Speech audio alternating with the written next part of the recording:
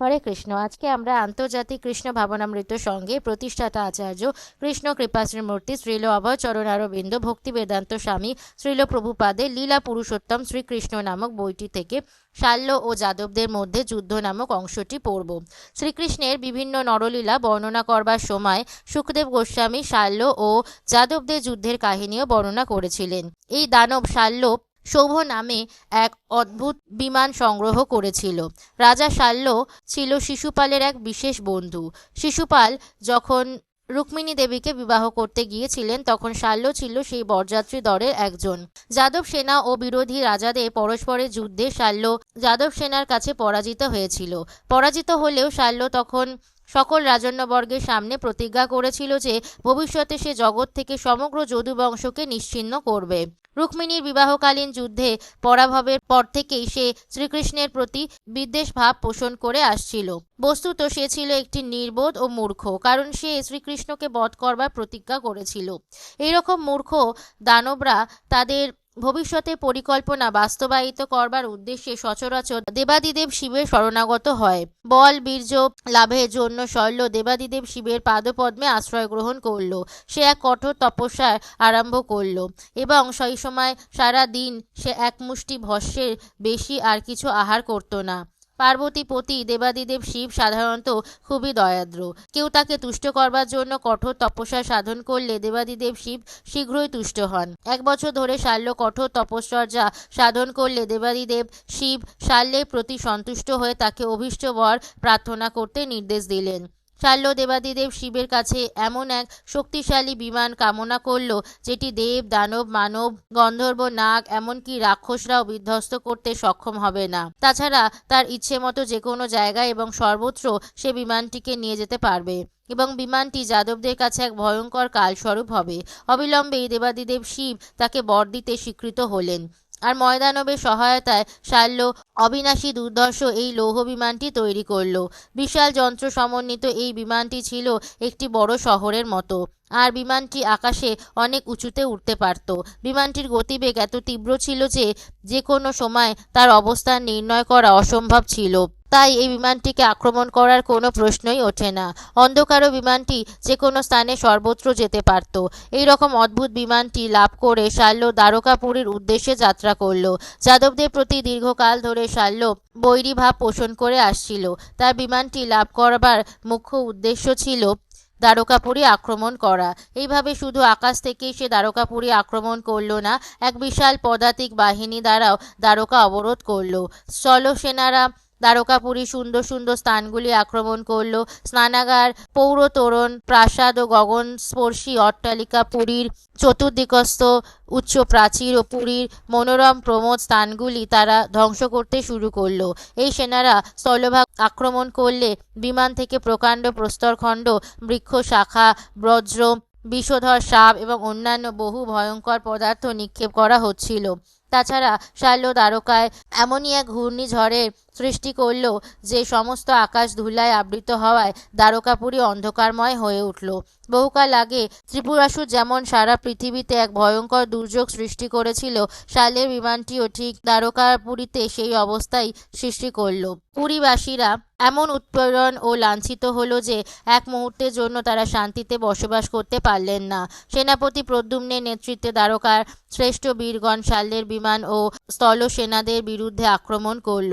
পুরীবাসীদের চরম দুরবস্থা দর্শন করে প্রদ্যুম্ন তাদের নিরাপত্তার আশ্বাস দিল এবং সেনানী সংগ্রহ করে স্বয়ং একটি রথে আরোহণ করলেন। তার আদেশে সাত্যকী, চারুদেষ্ণ, শাম্ব, প্রদ্যুম্নের অনুজ ভ্রাতারা সকলে এবং অক্রূর, কৃতবর্মা, ভানুবিন্দ, গদ, শুক ও সারণ বহু বীর যোদ্ধারা শাল্যের সঙ্গে যুদ্ধের উদ্দেশ্যে দ্বারকাপুরীর বাইরে এলেন। তারা সকলেই ছিলেন দুর্ধর্ষ যোদ্ধা। তাদের প্রত্যেকেই সহস্র সহস্র পদাতিক সৈন্য, হাতি ঘোড়া ও রথীসহ সকলেই প্রয়োজনীয় অস্ত্রশস্ত্রে সম্পূর্ণ সজ্জিত ছিল। পূর্বে দেবাসুরে যেমন যুদ্ধ হয়েছিল সেই রকম দুই পক্ষে ভীষণ যুদ্ধ শুরু হলো।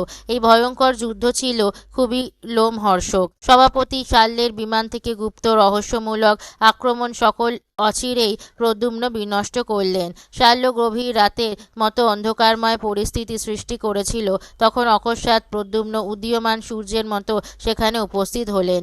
সূর্যোদয়ে যেমন রাতের অন্ধকার দূরীভূত হয়, সেই রকম প্রদ্যুম্নের আবির্ভাবে শাল্যের মায়াজাল শক্তিহীন হয়ে পড়ল। প্রদ্যুম্নের প্রতিটি বাণের পশ্চাৎভাগ ছিল সুবর্ণ পালকযুক্ত ও অগ্রভাগ ছিল তীক্ষ্ণ ধারালো লৌহময়। এইরকম 5টি তীর নিক্ষেপ করে প্রদ্যুম্ন শাল্যের প্রধান সেনাপতিকে ভীষণভাবে আহত করলেন। তারপর এইরকম 100টি তীর শাল্যকে লক্ষ্য করে নিক্ষেপ করলেন। এরপর প্রতি শত্রু সেনাকে তিনি এক একটি স্বর দ্বারা বিদ্ধ করলেন। প্রতিটি শত্রুপক্ষীয় সারথীর বিরুদ্ধে 10টি করে তীর নিক্ষেপ করে ও তারপর তাদের প্রতিটি হাতি ও ঘোড়াকে 3টি করে তীর দ্বারা বিদ্ধ করে সকলকেই তিনি বধ করলেন। রণক্ষেত্রে প্রদ্যুম্নের এই চমৎকার ও অদ্ভুত রণনৈপুণ্য দেখে উভয় পক্ষেরই শ্রেষ্ঠ বীরেরা সকলেই প্রশংসা করতে লাগলেন। কিন্তু শাল্যের বিমানটি তবু মায়াজাল বিস্তার করছিল। বিমানটি এমনই অসাধারণ যে কখনো কখনো আকাশে অনেকগুলি বিমান আছে বলে মনে হতো, কখনো বা আবার মনে হতো আকাশে কোনো বিমানই নেই। কখনো বিমানটি দেখা যেত, কখনো সেটি অদৃশ্য হয়ে যেত। এই অদ্ভুত বিমানের অবস্থান নির্ণয় করতে যাদব সেনারা হতবুদ্ধি হয়ে পড়েছিল। বিমানটিকে কখনো ভূপৃষ্ঠে দেখা যেত, কখনো বা সেটিকে আকাশে উঠতে দেখা যেত, কখনো কখনো বিমানটিকে পর্বতশৃঙ্গের ওপর অবস্থিত দেখা যেত, কখনো বা সেটিকে জলে ভাসমান দেখা যেত। এই আশ্চর্যজনক বিমানটি জোনাকির মতো আকাশে উড়ছিল। এক মুহূর্তের জন্য কোনো স্থানে এই বিমানটিকে কখনো স্থির দেখা যায়নি। এই রকম মোহজাল সৃষ্টি করা সত্ত্বেও বিমান ও সৈন্যসহ শাল্যকে যেখানেই যাদব সেনা ও সেনাপতিরা দেখছেন, তৎক্ষণাৎ তারা সেদিকে ধাবিত হলেন। যাদব বীরেরা শত্রুদের বিরুদ্ধে যেসব তীর নিক্ষেপ করল, সেগুলি ছিল যেমন সূর্যের মতো তেজস্বী ও উজ্জ্বল, তেমনি সর্পজিহ্বা তুল্য ভয়ঙ্কর। যাদব সেনাদের অবিশ্রান্ত বাণের আক্রমণে যুদ্ধরত শাল্যের সেনাদের চরম দুরাবস্থা উপস্থিত হলো এবং শাল্য নিজেও এই রকম ভীষণ আক্রমণে অচেতন হয়ে পড়ল। যুদ্ধরত শাল্যের সেনানীরা ছিল দুর্ধর্ষ, তাই তাদের নিক্ষিপ্ত বাণে যাদব সেনারা বিপন্ন হয়ে পড়েছিল। তবু বলিষ্ঠ ও দৃঢ়চেতা যাদব সেনারা সামরিক দিক থেকে গুরুত্বপূর্ণ স্থানগুলিকে অবিচলিত ও অটুট ছিলেন। যুদ্ধে জয়ী হওয়া চাই, নয়তো মৃত্যুবরণ করতে হবে। যাদবদের এইরকম দৃঢ় প্রতিজ্ঞা ছিল। তারা নিশ্চিত ছিল যে যুদ্ধে মৃত্যুবরণ করলে তারা স্বর্গলোক প্রাপ্ত হবে, আর বিজয়ী হলে তারা এই পৃথিবী উপভোগ করবে। শাল্যের প্রধান সেনাপতি দুমান ছিল অত্যন্ত শক্তিশালী। প্রদ্যুম্ন কর্তৃক নিক্ষিপ্ত 25টা বাণ দ্বারা সে আহত হলেও অকস্মাৎ তার গদা দিয়ে প্রদ্যুম্নকে সে এমন ভীষণভাবে আঘাত করলো যে প্রদ্যুম্ন অচেতন হয়ে পড়ল।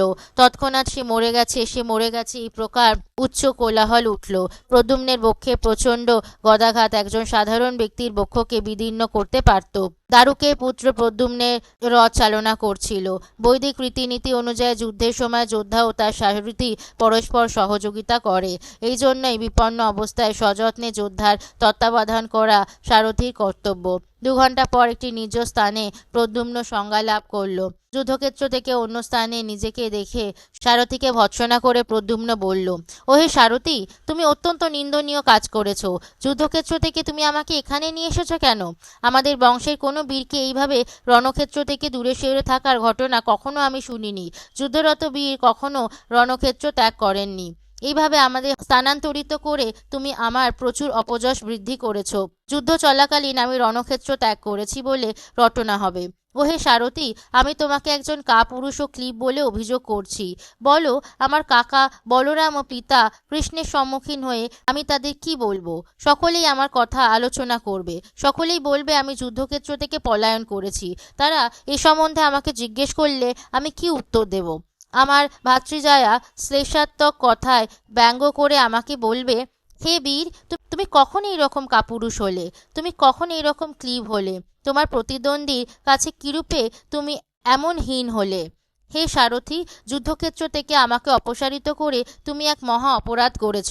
প্রদ্যুম্নের সারথি উত্তরে বলল, প্রভু আপনার সুদীর্ঘ জীবন কামনা করি। আমি মনে করি যে আমি কিছু ভুল করিনি, কেননা সারথীর কর্তব্য বিপন্ন যোদ্ধাকে সাহায্য করা।